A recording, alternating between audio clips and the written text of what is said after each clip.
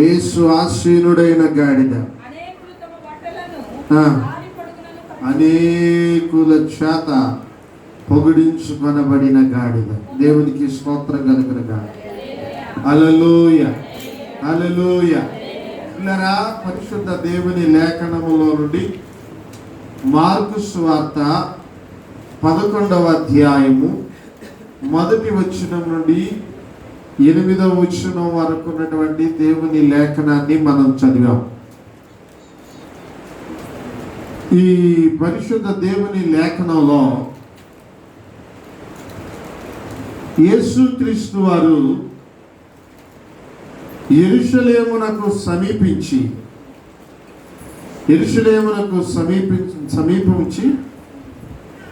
ఒలీవల కొండ దగ్గర ఉన్నటువంటి బేతనీ అనబడినటువంటి ఒక గ్రామానికి యేసు ప్రభు వారు వచ్చారు.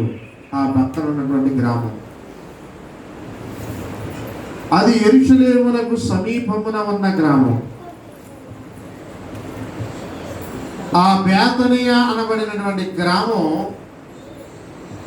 యెరూషలేమునకు సుమారు 3 కిలోమీటర్ల దూరంలో ఉన్నటువంటి గ్రామం. యేసుక్రీస్తు వారు ఆ యెరికో గ్రామానికి ఆ యొక్క బేతనీ అనబడినటువంటి గ్రామానికి సమీపమున, మీ ఎదుట ఉన్న గ్రామం అంటే దాని ఎదురుగుండా, గ్రామం ఎదురుగుండా ఆయన కూర్చుని చెట్ల మధ్యలో, పొలాల్లో, తోటలో ఆయన కూర్చుని ఆయన తన శిష్యులతో చెప్పాడు, మీ ఎదుట ఉన్న గ్రామానికి వెళ్ళండి. అక్కడికి మీరు వెళుతున్నప్పుడు మీకు అక్కడ మీరు వెళ్ళగానే కట్టబడిన ఉన్నటువంటి ఒక గాడిద పిల్ల మీకు కనిపిస్తుంది. దాన్ని విప్పి నా యొద్దకు తోలుకొని రండి. ఎవరైనా కనుక మిమ్మల్ని ఎందుకు విప్పుతున్నారు అని కనుక అడిగితే మీరు చెప్పాల్సిన మాట ఏంటంటే, ఇది ప్రభువునకు కావాలి, ఇది ప్రభువుకి కావాలని చెప్పండి. దాన్ని తోలుకొని నా దగ్గరకు తీసుకుని వస్తే నేను దాని మీద కూర్చుని ఎందుకు ప్రభువా అని అడిగితే ప్రభు అంటాడు, నేను యెరూషలేములోనికి వెళ్ళాలి అంటాడు. స్తోత్రం కలుగును గాక. యేసు ప్రభు వారు అంతకు ముందు యెరూషలేము ఎప్పుడు వెళ్ళాడా? ఈ సిచ్యువేషన్ జరిగినప్పుడు, ఎప్పుడు ఈ సిచ్యువేషన్ జరిగిందనేది చెబుతాను వినండి. యేసు ప్రభు వారు చనిపోవడానికి, తిరిగి లేవడానికి, అంటే పునరుత్థాన ఆదివారానికి ముందు ఆదివారం అన్నమాట. అర్థమైందా మీకు? ఆయన యెరూషలేములోనికి వెళ్ళినటువంటి దినవారం. అంటే ఇక ఆ రోజు నెక్స్ట్ వారం వస్తే యేసు ప్రభు తిరిగి లేస్తాడు. కరెక్ట్గా తిరిగి లేవడానికి వారం రోజులు, 7 రోజులు వెనకాల. యేసుక్రీస్తు వారు ఎప్పుడు చనిపోయారు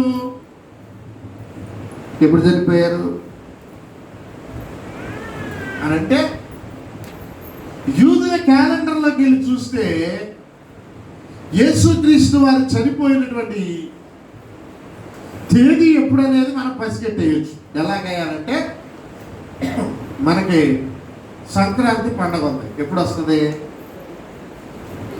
జనవరి 14వ తారీఖున వస్తుంది. 14, 15, 16 మొత్తానికి ఆ తారీఖులో వస్తుంది. దీపావళి ఉంది. ఎప్పుడు వస్తుంది? నవంబర్లో కానీ అక్టోబర్ చివరిలో కానీ వస్తుంది. అట్లాగే యూదులకు కూడా ఒక పండగ దగ్గరలో ఉంది అని యేసు ప్రభు వారు తాను చనిపోయేటప్పుడు చెప్పారన్నమాట. ఆయన అప్పగించబడుతున్న రాత్రి ఒక రొట్టెనెత్తుకొని అని ఉంటుంది. ఇప్పుడు అది ఆయన రొట్టె ఎందుకు తినవలసి వచ్చింది అంటే, అది పాత నిబంధన టైం నుంచి యూదులు ఆచరించినటువంటి ఒక పండగ. ఆ పండగ పేరేమిటయ్యా అంటే పస్కా పండుగ. చెప్పండి, ఏ పండుగ? అందరూ చెప్పాలి, ఏ పండుగ? పాసోవర్, పస్కా పండుగ. ఆ పస్కా పండుగ ఎప్పుడు వస్తుందయ్యా అంటే ఇశ్రాయేలుకి వాళ్ళ క్యాలెండర్లో మొదటి నెల 14వ తారీఖున, మొదటి నెల ఈశాను మాసమున 14వ దినమున పస్కా పండుగ వస్తుంది అన్నమాట. అది యూదుల క్యాలెండర్ చొప్పున. స్తోత్రం కలుగునుగా. గట్టిగా దేవుని స్తోత్రం చెప్పండి. ఇప్పుడు పస్కా పండుగకి చెప్పండి, ఒక వారము ముందు యేసు ప్రభు వారు యెరూషలేములోనికి వెళ్ళవలసిన గడియ వచ్చింది. యేసు ప్రభు వెళ్ళడానికి, యెరూషలేములోనికి వెళ్ళడానికి ఆయన ఉపయోగించుకున్న సాధనం ఏమిటయ్యా అంటే, ఆ రోజుల్లో ధనవంతులేమో రథాలను వాడేవాళ్ళు, కొంచెం పర్లేదు అనుకున్న వాళ్ళేమో గుర్రాలను వాడేవాళ్ళు, middle class, below middle class వాళ్ళు ఏం వాడేవాళ్ళు అయ్యా అంటే గాడిదలను వాడేవాళ్ళు. స్తోత్రం కలుగునుగా. ఇప్పుడు యేసు ప్రభు యెరూషలేములోనికి వెళ్ళడానికి ఉపయోగించిన సాధనం ఏమిటి ఇక్కడ? దీని వాక్య ప్రకారంగా గాడిద. ఎప్పుడు ఉపయోగించాడు అది? గాడిదను ఎందుకు యెరూషలేము గాడిద మీదే ఎక్కి వెళ్ళాలని దేవుని వాక్యం సెలవిస్తుంది. ఎందుకు యేసు ప్రభు గాడిద ఎక్కే యెరూషలేము వెళ్ళాల్సి వచ్చింది అని అంటే, ప్రియమైన దేవుని బిడ్డారా, పాత నిబంధనలు చెబుతున్నాయి, నీ రాజు గాడిద మీద ఆశీనుడై నీ దగ్గరికి వస్తాడు అని పాత నిబంధన చెప్పింది. కానీ ఆత్మీయంగా కనుక మనం ఆలోచన చేస్తే, ఎందుకు యేసు ప్రభు వారి గాడిదను ఉపయోగించి యెరూషలేములోనికి వెళ్ళవలసి వచ్చింది అని అంటే, యెరూషలేములో అది యేసు ప్రభు వారు ప్రియమైన బిడ్డారా అఫీషియల్గా యెరూషలేములోనికి వెళుతున్నటువంటి టైము. స్తోత్రం కలుగునుగా. అంతకుముందు యేసు ప్రభు వారు వెళ్ళాడు, కానీ ఆ వెళ్ళడానికి ఈ వెళ్ళడానికి తేడా ఉంది. ఇప్పుడు అంతకుముందు యెరూషలేములోనికి యేసు ప్రభు వారు చాలాసార్లు వెళ్ళాడు, కానీ అప్పుడు వెళ్ళడానికి ఇప్పుడు వెళ్ళడానికి ఏముంది? చెప్పండి, ఏముంది? అప్పుడు వెళ్ళడానికి ఇప్పుడు వెళ్ళడానికి ఏముంది? తేడా ఉంది. ఇప్పుడు వెళ్ళటంలో యేసు ప్రభు ఒక ఉద్దేశము దాగి ఉంది. అంతకుముందు వెళ్ళినప్పుడు యేసు ప్రభు జనరల్గా తిరుగుతుండేవాళ్ళు, కానీ ఇప్పుడు ఒక ఉద్దేశపూర్వకంగా యేసు ప్రభు యెరూషలేములోనికి వెళుతున్నారు. ఆ వెళుతున్నటువంటి గడియలనే ఈ రోజున ప్రపంచ యావత్తు ఈ దినాన్ని జరుపుకుంటున్నారు. ఇది ఏ వారం అండి? చెప్పండి, ఏ ఆదివారం? మట్టల ఆదివారం. మట్టల ఆదివారం. ఎందుకు ఈ పేరు వచ్చిందయ్యా అనంటే, యేసు ప్రభు ఎప్పుడు యెరూషలేము వెళ్ళినా ఎవరు మాట్లాడేవాళ్ళు కాదు, కానీ ఈసారి ప్రత్యేకంగా యేసు ప్రభు యెరూషలేము వెళ్తుంటే కొంతమంది ఖర్జూరపు మట్టలు తీసుకుని కొమ్మలనేమో దారి పొడుగున పరిచి మెత్తగా ఉంటాయి అన్నమాట ఖర్జూరపు ఆకులు. ఆ మెత్తని ఆకులనేమో రోడ్డు పొరుగున పరిచి తోరణాలు కడతారు. చూసారా? పెళ్లిలో దేంతో కడతారు? చెప్పండి, పెళ్లిలో తోరణాలు దేంతో కడతారు? మామిడి ఆకులతో కడతారు. అవునా? ఒక రోజు పెళ్లి చేశారు, పెళ్లి జరిగిపోతుంది ఉండగా ఆ పెళ్లిలో నుంచి ఒక ఆయన వచ్చిన ఆయన అటు ఇటు కలిగి చూశాడు. కలిగి చూసేసరికి తోరణం ఎక్కడా కనపడలే. అన్నాడు, అసలు పెళ్లిలో తోరణం లేకుండా అసలు పెళ్లి ఏంటండి అంటాడు. మనం ఆ డెకరేషన్ కోసమేమో మనం మామిడి ఆకులు ఆడతాం. ఇశ్రాయేలీలు ఏం ఆడేవాళ్ళు అంటే ఆ డెకరేషన్ కోసం ఏమాడేవాళ్ళు? ఆ ఖర్జూరపు ఆకుల్ని వాడుకునేవాళ్ళు డెకరేషన్ కోసం. స్తోత్రం కలుగునుగా. ఇప్పుడు యేసు ప్రభు వారు యెరూషలేము వెళ్తుంటే ఆయనకి కిందేమో ఆకులు పరిచాయట కొమ్మలు, పైనేమో ఖర్జూరపు మట్టలు పట్టుకుని, ఇదిగో యెహోవా పరిశుద్ధుడు, హోసన్నా జయము, హోసన్నా జయము, యేసు ప్రభు వారికి జయము, రాజుల రాజుకి జయము, ప్రభువుల ప్రభుకి జయము అని వీళ్ళు పాటలు పాడుతూ దేవుని మందిరంలోకి వెళుతూ ఉన్నారు. స్తోత్రం కలుగుతుంది. హల్లెలూయా. ఎప్పుడు అంతకుముందు యేసు ప్రభు వారు యెరూషలేములోనికి వెళ్ళినప్పుడు ఈ పాటలు లేవు, అప్పుడు రాజుగా వెళ్ళ.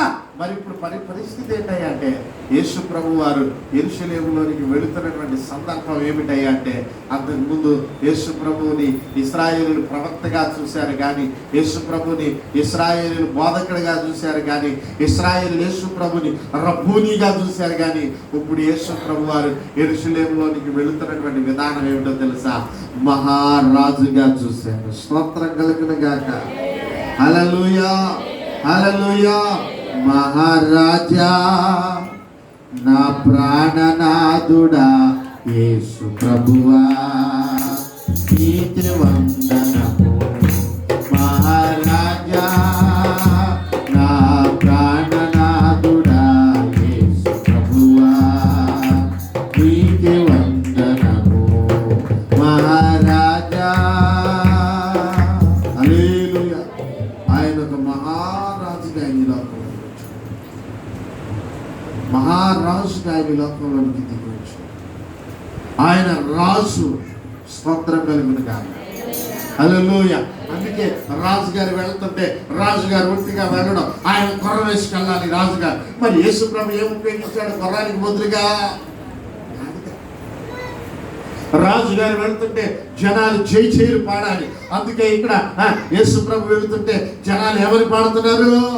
జై జైలు పాడుతున్నారు. చదవండి పిల్లల వాక్యాన్ని చదువుతున్నా చూడండి. పిల్లల 11వ అధ్యాయము ప్రియమైన దేవుని బిడ్డలారా 9వ వచనం. మరియు ముందు వెళ్ళుచుండిన వారును వెనక వచ్చుచుండినటువంటి వారును జయము. ముందు వెళుతున్న వారు వెనకాలతున్నవా? యేసు ప్రభు ముందు కొంతమంది నడుస్తున్నారంట, యేసు ప్రభు వెనకాల కొంతమంది నడుస్తున్నారంట. వాళ్ళ మధ్యలో గాడిద నడుస్తుంది. ఆ గాడిద మీద యేసు ప్రభు ఆసీనుడై ఉన్నాడు. ఆ ఆసీనుడైనటువంటి గాడిద మీద ప్రియమైన దేవుని బిడ్డలారా యేసు ప్రభు కూర్చుంటే ఆ యేసు ప్రభు ముందు నడుస్తున్న వారు, యేసు ప్రభు వారి వెనకాల నడుస్తున్న వారు ఏమంటున్నారంట? ప్రభు పేరట జయము. ప్రభు పేరట వచ్చువాడు స్తుతింపబడును గాక. వచ్చుచున్న మన తండ్రి అయిన దావీదు రాజ్యము స్తుతింపబడును గాక. సర్వోన్నతమైన స్థలములలో జయము, జయము, జయము, జై జై జై అని కేకలేస్తారు. చూసారా? జయం అంటే జై అంటే అదే అర్థం. బోలో యేసు మహారాజుకి.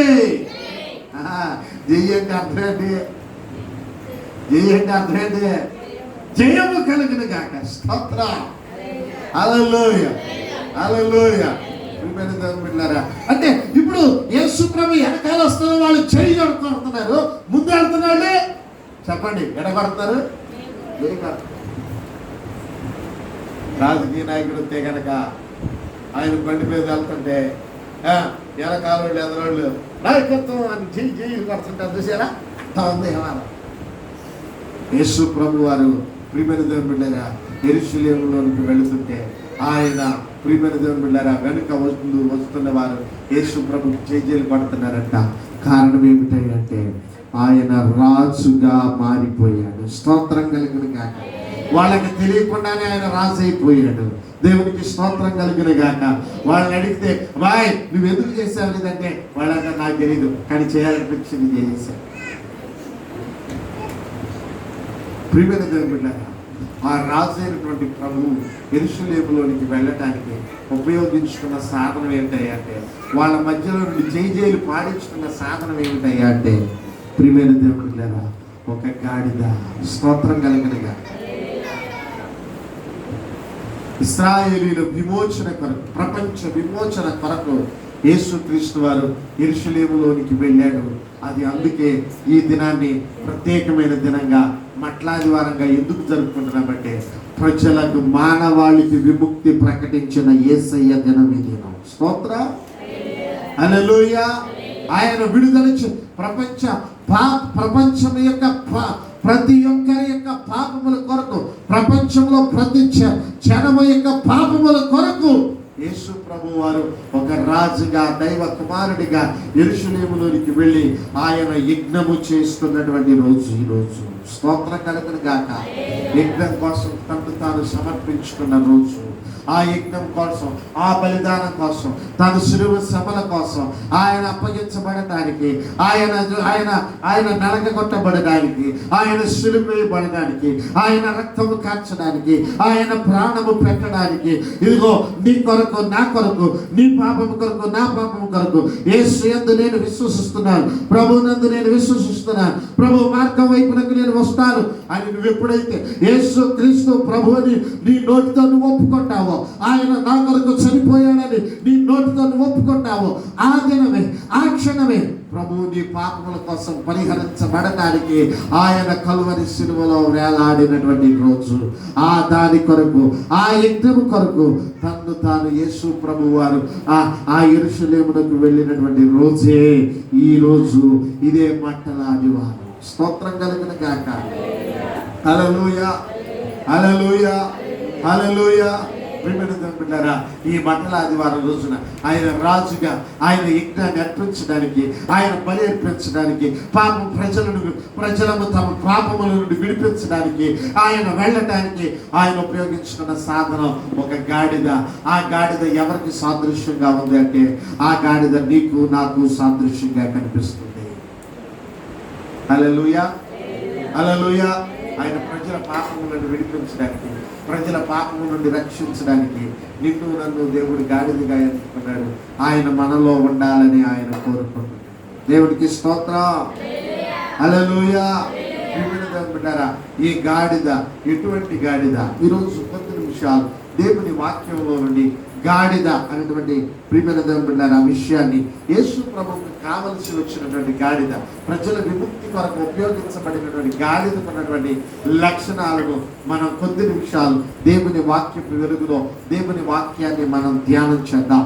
మొట్టమొదటిగా యేసు ప్రభువు లోక పాపాన్ని విడిపించడానికి ఆయన యెరూషలేములకు వెళ్ళినప్పుడు ఆయన ఉపయోగించుకున్నటువంటి గాడిద యొక్క పరిస్థితి ఎలా ఉందయ్యారంటే, మొట్టమొదటిగా 2వ వచనాన్ని చదివినప్పుడు ఆ వాక్యం మనకు అర్థమవుతుంది. ఏమనంటుంది? మీ ఎదుటనున్న గ్రామంకు వెళ్ళండి, అందులో మీరు ప్రవేశించగానే కట్టబడిన ఒక గాడిద. ఏ గాడిద అండి ఇది? చెప్పండి చెప్పండి, ఏ గాడిద?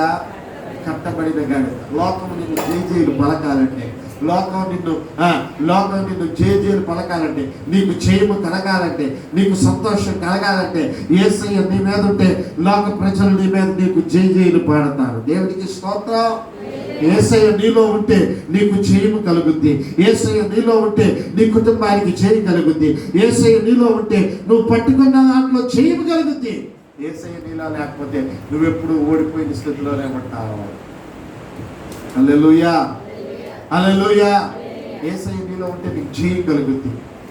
ఆ జయము కలగడానికి, ఆ జయము పాటించుకోవడానికి ఈ గాడిదకున్నటువంటి లక్షణం ఏంటంటే, మొట్టమొదటిగా దీని స్థితి ఏంటంటే, ఇది కట్టబడి ఉన్నటువంటి గాడిద.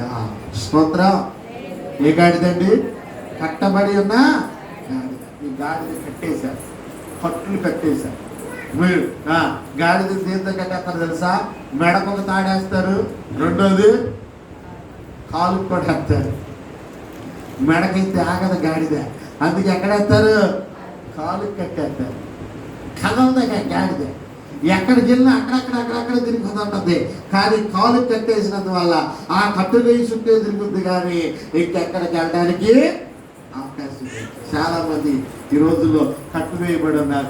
దేన్ని కట్టివేయబడి ఉన్నారంటే, దేనితో కట్టివేయబడి ఉన్నారంటే, గాడిదలాగా కాళ్ళు కట్టేయబడినటువంటి స్థితిలో ఉన్నారు. దేవునికి స్తోత్రం. ఏం కట్టివేయబడి స్థితిలో ఉన్నారండి? కాళ్ళు. అందుకే పరిగెత్తున్నాం ఏదో చేయాలని, ఏదో తాపత్రయంతో పరిగెత్తున్నాం, కానీ ఎప్పుడు చూసినా అక్కడక్కడే ఉంటాం. సాయంత్రం పొద్దుపోయిందంట. ప్రియమైన దేవుని బిడ్డలారా, ఆఖరికి వెళ్ళిపోవాలి, త్వరగా రేవు దాటేయాలి అని ఒక ఆయన త్వరగా పడవలోకి ఎక్కేశాడు. పడవలోకి ఎక్కేసి ప్రియమైన దేవుని బిడ్డలారా, ఆ పడవను నడిపించడానికి ఇదేసి ఏమంటారు, తిట్టేసి దోసేస్తున్నాడు అంటారు. పడవ దోసేస్తున్నాడు. ఎంతసేపైనా పడవ అక్కడక్కడే తిరుగుతుంది కానీ అటంటే తిరుగుతుంది కానీ ఎంతనట్టే ఉంది కానీ అద్దరికి వెళ్ళట్లేదట. ఏమిటయా అని ఎలా నాకు చూసుకుంటే రాత్రంతా కష్టపడ్డాడు, అద్దరికి వెళ్ళిపోవట్లేదు. ఏంటా అని ఆలోచన చేస్తుంటే ఆ పడవకి ఏమేసిందండి? లంగరు వేసింది. ఆ లంగరు దాంట్లో ఉంది కనుక పడవ ఎంత ప్రయాణం చేసినా వెళ్తున్నాడు. చాలా మంది జీవితాలు సైతానుడు ఎక్కడ కట్టేస్తున్నాడంటే నీ కాళ్ళను కట్టేస్తున్నాడు. నీకు తెలియట్లే ఆ సంగతి. నిన్ను కట్టేస్తున్నాడు అన్న సంగతి నీకు అర్థం కావట్లా. నీ కాళ్ళను కట్టేయటం వల్ల నువ్వు ముందుకెళ్ళిపోతున్నావు, అడుగు ముందుకెళ్ళిపోతున్నావు, తిరుగుతున్నట్టుగానే ఉంటున్నావు, వెళుతున్నట్టుగానే ఉంటున్నావు, ప్రయాణం చేస్తున్నట్టుగానే ఉంటున్నావు. కానీ ప్రయాణం చేయట్లా, అక్కడే ఉంటున్నావు. కారణం ఏంటో తెలుసా? సైతానుడు నీ కాళ్ళని కట్టేశాడు, గాడిదని కట్టేసినట్టుగా కట్టేశాడు, కాళ్ళకు కట్టేశాడు. నడుస్తున్నావు కానీ ఎక్కడికి వెళ్తున్నావయ్యా అంటే అక్కడక్కడే నడుస్తున్నావు. దేవునికి స్తోత్రం కలుగుతుంది. ఈ రాత్రి ప్రభు అంటే ప్రియమైన దేవుడా, నీ ఈ మధ్యాహ్నం ప్రభు చూపుతున్నాడు, నీ కట్లను నేను విడిపించడానికి సమర్థుడు. స్తోత్రం కలుగునుగా. హల్లెలూయా, హల్లెలూయా. సంసోను ప్రియమైన దేవుడులారా దేవుని బిడ్డగా దేవుని బిడ్డగా పుట్టాడు. పుట్టినప్పుడు దేవదూత ద్వారా తన సందేశం చెప్పబడిన వాడిగా పుట్టాడు. దేవదూత వర్తమానం చెప్పింది సంసోను పుడతాడు అని. అంతేకాదు కానీ దేవదూత ఇన్స్ట్రక్షన్స్ కూడా ఇచ్చింది తల్లిదండ్రులకి. అబ్బాయి, మీ కొడుకు పుట్టినప్పుడు అతని తల మీద మంగళకత్తి కానీ అతని తల మీద మంగళకత్తి వేయడానికి వేయట్లేదు. అతడు దేవుని కొరకు నాజీరు, అతడు దేవుని కొరకు ప్రతిష్ఠితుడు కనుక ఆ విధంగా మీరు పెంచాలి అని చెప్పాడు. కానీ దినములు గడుస్తున్నాయి, రోజులు గడుస్తున్నాయి. సంసోను పెద్దవాడవుతున్నాడు.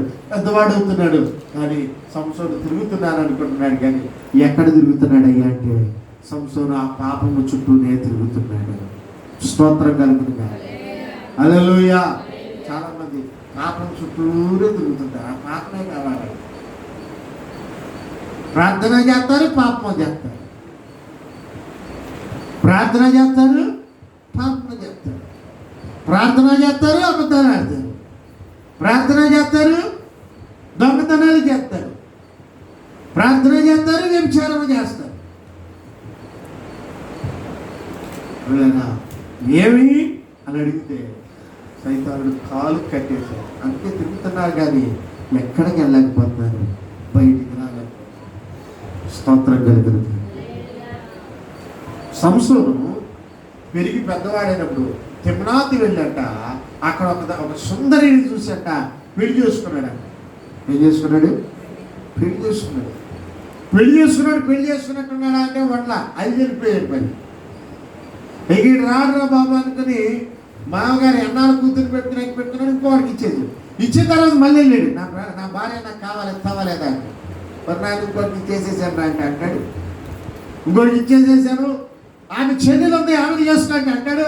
లేదో నా భార్య నాకు కాదు, ఆమె చెల్లెలు మాత్రం చేసుకుని అన్నాడు. తిరుగుతున్నాడంట. వేసు దగ్గరికి పోయాడంట. ఎక్కడ తిరుగుతున్నావురా అంటే ఈ సంవత్సరం ఎక్కడ తిరిగినా ఫిలిస్తీన్ దేశంలోనే తిరుగుతున్నాడు కానీ ఇశ్రాయేల్ దేశంలో తిరగలేకపోతున్నాడు ఈ సంవత్సరం. స్తోత్రం కలిగినగా. చాలా మంది క్రైస్తవులు పాపం అంటే ఎదుగుతారు కానీ పరిశుద్ధ జీవితంలోనికి రాలేకపోతున్నాడు. ఎందుకంటే సైతాన్ని కట్టేసింది, పాపంలో కట్టేసింది, పాపం ఆలోచనలు కట్టేసింది, పాపం నడవడికలో కట్టేసింది. మందిరంలోనేమో ప్రార్థన, బయటికి వెళ్ళగానే పాపం ఆలోచన. పిల్లరా, సంసోను జీవితాన్ని గురించి ఒక గొప్ప సేవకుడు పాట పాడుతాడు. కట్టబడితి నేను గట్టి తాళ్ళతోనూ. ఏంటండి? కట్టబడితి నేను ఏదో గట్టి తాళ్ళతోనూ.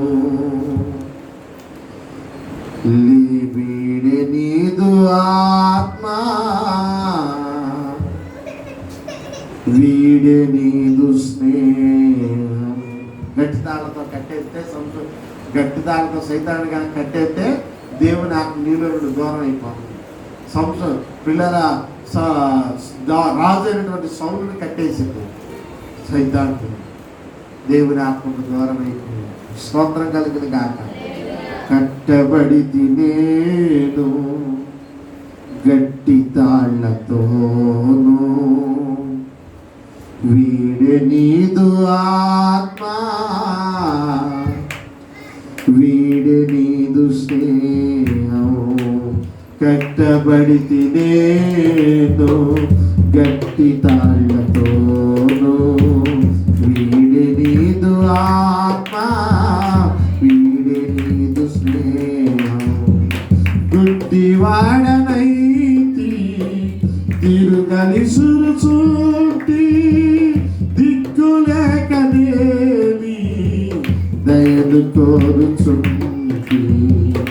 ఒక్క మాట చాలు, ఒక్క మాట చాలు, ఒక్క మాట చాలు ప్రభు. రారే రారే నాతో నీవు మాట్లాడినచో, నీ బ్రతికేదను ప్రభు. నాతో నీవు మాట్లాడినచో, నీ బ్రతికేదను ప్రభు. హల్లెలూయా. కట్టబడిన గాడిద సైతాన్ని కట్టేసింది సౌలుని. దేవుని ఆత్మకు దూరం అయిపోయాడు, దేవుని శక్తికి దూరం అయిపోయాడు. ప్రభు వచ్చి చెప్పినా సౌలుకి అర్థం కాల దేవుని స్వరం. హల్లెలూయా. అదే సైతానుడు దావీదును కూడా కట్టేశాడు. ఒకసారి దావీదును కూడా కట్టేశాడు. కట్టేస్తే దావీదు అది తెప్పుకోవడానికి ప్రయత్నం చేశాడు. స్తోత్రం కలిగిన తనలో నుండి దేవుని ఆత్మ వెళ్ళిపోవడం దావీదు గమనించాడు. తనలో నుండి దేవుని స్నేహం వెళ్ళిపోవడం గమనించాడు. తనలో తనకు దేవునికి ఒక మధ్య ఒక పెద్ద అగాధం రావడం దావీదు గమనించాడు. ప్రభువా, నీ ఆత్మను నా నుండి తీసివేయకుండా ప్రార్థన చేశాడు. ప్రభువు మరలా చూచుకున్నాడు. స్తోత్రం కలిగింది. హల్లెలూయా. యేసు ప్రభు వారు ఉపయోగించుకున్న గాడిద మొట్టమొదటి తన స్థితి ఏమిటంటే అది కట్టబడినటువంటి స్థితిలో ఉంది. హల్లెలూయా, హల్లెలూయా. ఈ మధ్యాహ్నం దేవుని సేవకునిగా చెబుతున్నాను. నువ్వు ఏ స్థితిలో కట్టబడ్డావో, నీ స్థితిలో నువ్వు కట్టబడిపోయేవేమో, నీకు గాడిద లాంటి నీ జీవితంలో, గాడిద లాంటి నీ బ్రతుకులో సైతానుడు నేను ఎక్కడ కట్టేశాడో ప్రభు అంటున్నాడు, కట్టబడిన గాడిదను విడిపించండి. హల్లెలూయా. మరి ప్రభు వినడానికి నువ్వు, ప్రభు మాట వినడానికి నువ్వు సిద్ధపడతావు. ఒకటి కట్టబడిన గాడిద. రెండవది ప్రియమైన దేవుని బిడ్డలారా, మూడవ వచనం చదవండి. మూడవ వచనం, ఎవడైనా మీరెందుకు ఇలాగ చేయించున్నారని అడిగిన యెడల ఇది ప్రభువునకు కావలసి ఉన్నదని. ప్రభువునకు కావలసినటువంటి గాడిద. ఒకటి కట్టబడిన గాడిద, రెండు కావలసినటువంటి గాడిద. ప్రభువునకు కావలసి, ప్రభువుకు అవసరమైంది. ప్రభువా నాకు నా ప్రభు అనుకుంటాడు, అది ఆ గాడిద కట్టబడిపోయింది, ఆ గాడిద నాకు అవసరం అనుకున్నాను. ప్రభువు విప్పాడు. స్తోత్రం కలుగును గాక. హల్లెలూయా, హల్లెలూయా, హల్లెలూయా. 14 సంవత్సరాల నుండి సైతాను కట్ల చేత బంధించబడిన ఈమెను విశ్రాంతి దినమున విడిపించతగదా అని అడిగాడు ప్రభు. ప్రభువుకి కావాల్సి వచ్చిందని, అందుకే ఆ దినాన్ని ప్రభు ఆమెను విడిపించాడు. హల్లెలూయా. ఒకటి కట్టబడిన గాడిద, రెండు ప్రభువునకు కావలసినటువంటి గాడిద. మూడవది ప్రియమైన దేవుని బిడ్డలారా, ఎప్పుడైతే ప్రభువు తనకు కావాలని కోరుకున్నాడో వెంటనే నాలుగో వచనం చదవండి. వారు వెళ్ళగా వీధిలో బయట ఒక గాడిద కట్టబడి ఉండుట వారు చూశారు. వారికి కనబడెను. దానిని విప్పుచుండగా, ఆ కట్టబడిన గాడిదను విప్పడం చాలా కష్టపడ్డోయ్. ఎంతమంది చూశారంట? ఒకరు చూశారా, ఇద్దరు చూశారా, ముగ్గురు చూశారా? ఆ గాడిద తోలుకొస్తానే గాడిదకి ఎంతమంది ఉండాలి వాటర్లో? ఒక్కడే ఉంటాడు. మన గాడి ఏదన్నా ఎవరైనా బట్టి వెళ్తున్నాడు అనుకోండి, ఏమంటాం? అడిగే తీసుకెళ్తున్నాడు కావాల్సిన అనుకుంటాం. కానీ ఇక్కడ అట్ట లేదు సిచ్యువేషను. ఆ గాడిదను విప్పుచుండగా అక్కడ నిలిచి ఉన్న వారిలో ఎంతమంది? అక్కడ నిలిచి ఉన్న వారిలో కొందరు, ఒక్కడు కాదు, ఎంతమంది? కొందరు. యేసు ప్రభు వారు పిల్లరా అద్దరిలో ఉన్నటువంటి గెరాసేనుల దేశం వెళ్ళాడు. ఆ దేశం వెళ్ళినప్పుడు ఆ గెరాసేనుల దేశంలో ఒకడు సేనా అనబడినటువంటి దెయ్యముల చేత బాగా పీడించబడ్డాడంట. దేవుడు పీడించబడితే ప్రభు వాడిని చూసి విడుదల ప్రకటించిన తర్వాత నీ పేరేమిటి అని అడిగితే వాడంటాడు, మేము సేనా అంటే అనేకులు, ఒకలం కాదు. స్తోత్రం కలుగును గాక. హల్లెలూయా. కట్టేసేది ఒకడే. ఆ కట్టేసిన తర్వాత ఎంతో మంది వచ్చి జాగ్రత్త. అందుకే ప్రభు చెప్పాడు, ఇదిగో ఇల్లు కనుక ఊడ్చి ఉందంటే ఆ వెళ్ళిపోయినోడు ఒకసారి అపవిత్రాత్మ మనలో నుండి వెళ్ళిపోయిన తర్వాత, ఒకసారి చెడ్డ కార్యాలు మనలో నుండి వెళ్ళిపోయిన తర్వాత, ఒకసారి చెడ్డ తలంపులు మనలో నుండి వెళ్ళిపోయిన తర్వాత మనం కనుక ప్రభువుని ఆహ్వానించకుండా మన హృదయం కనుక ఖాళీగా ఉంటే ఆ ఇల్లు ఊడ్చబడి ఉండట చూసి వాడికంటే చెడ్డమైనటువంటి ఏడుగులు తీసుకొచ్చి లోపల పెడతాడట. వీళ్ళు అనేకములు విప్పుతుంటే ఊరుకుంటారా? ఈ గాడిదను విప్పుతుంటే వీళ్ళు అంటారు, ఏంటి విప్పుతున్నావు? అక్కడ వాళ్ళు చెప్పాల్సి వచ్చింది, యేసు ప్రభువు వారి పేరు. హల్లెలూయా. ఇది ప్రభువునకు కావాలి. స్తోత్రం కలుగును గాక. హల్లెలూయా. నువ్వే కావాలి, యేసుకు నువ్వే కావాలి. నిన్ను రక్షించగోరిన తండ్రికి నీ హృదయం కావాలి. నిన్ను క్షమించగోరిన తండ్రికి నీ హృదయం కావాలి. నువ్వే కావాలి, యేసుకు నువ్వే. నిన్ను రక్షించగోరిన తండ్రికి నీ హృదయం కావాలి. నిన్ను ప్రేమించగోరిన తండ్రికి నీ హృదయం కావాలి. హల్లెలూయా. పిల్లరా, ఒకటి కట్టబడిన గాడిద, రెండు ప్రభువులకు కావలసినటువంటి గాడిద, మూడవది ఆ కట్లను విప్పబడిన గాడిద. హల్లెలూయా. ఎప్పుడైతే ఆ కట్లు విప్పబడినాయో, ఆ బంధకాల నుండి తొలగిపోయినాయో, అడిగారు సైతాన్ వచ్చాడు, ఊరిని వదలుద్దా? ఎందుకు దొరుకుతా? ఇది ప్రభువు కావాలి. నోరు మూసేసినట్టు. స్తోత్రం కలుగును గాక. అది యేసు నామం. హల్లెలూయా. అందుకే ప్రభు అన్నాడు, ఆకాశము మీద భూమి మీద భూమి క్రింద నాకు సర్వాధికారము. ఆయనకి సర్వాధికారం. స్తోత్రం కలుగును గాక. ఈయన ఎవరు? దెయ్యములు ఈయనకు లోబడుచున్నది. యేసు ప్రభు శిష్యులలో ఒకసారి పో అంటారంట. దేవాపో అంటే యేసు ప్రభు వారి శిష్యుల్ని మామూలుగా కొట్టలేదంట. పట్టణాలు తీసుకెళ్ళి అయిపోయింది. ప్రభు దగ్గరికి వెళ్ళి అంటారు, అయ్యా ఏంటైనా మేమే దెయ్యం